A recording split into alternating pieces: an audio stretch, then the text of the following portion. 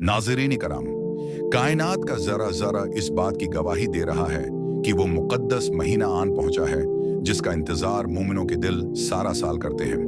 वो महीना जिसकी आमद पर आसमान के दरवाजे खोल दिए जाते हैं, जहन्नम के दरवाजे बंद कर दिए जाते हैं और सरकश शयातीन को जंजीरों में जकड़ दिया जाता है।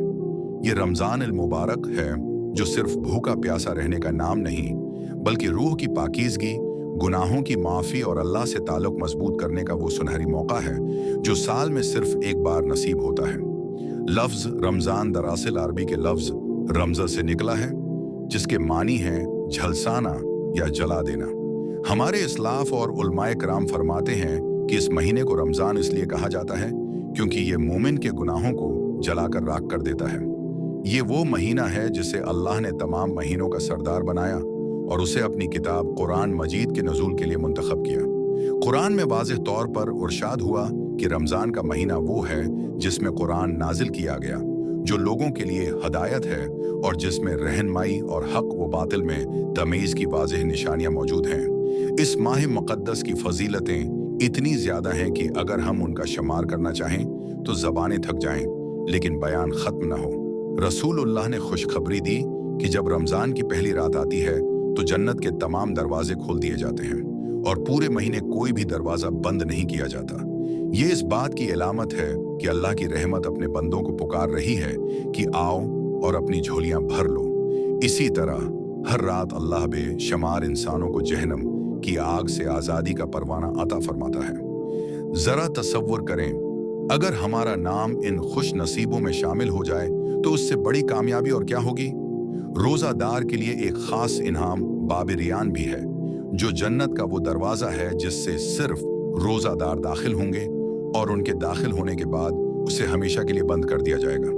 उसके अलावा इस महीने में नेकियों का इज्र उस कदर बढ़ा दिया जाता है कि एक नफल का सवाब फ़र्ज़ के बराबर और एक फ़र्ज़ का सवाब 70 फ़राइज़ के बराबर मिलता है।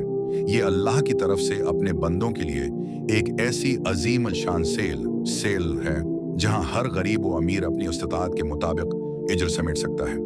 रोज़े की फ़र्जियत का असल मकसद तक़वी का हुसूल है।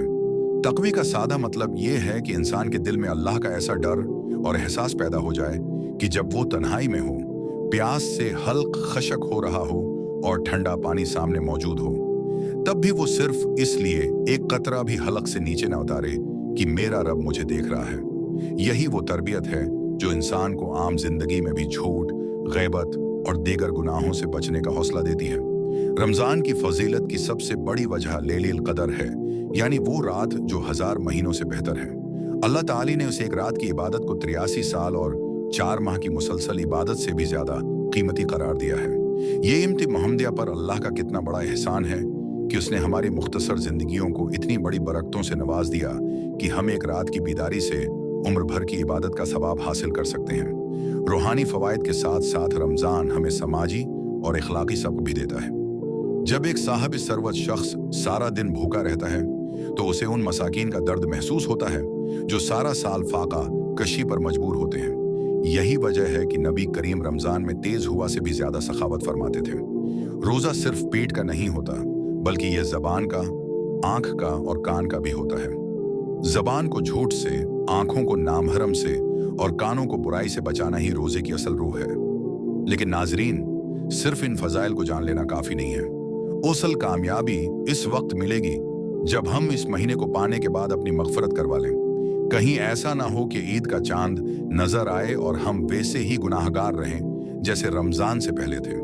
हमें चाहिए कि हम वक्त की पाबंदी करें, तलावत कुरान को अपनी ज़िंदगी का हिस्सा बनाएं, तौबा व इस्तग़फ़ार करें और अपने उर्द-गिर्द मौजूद ज़रूरतमंदों की खामोशी से मदद करें। ये महीना एक मेहमान की तरह आता है और बहुत तेज़ी से गुजर जाता है।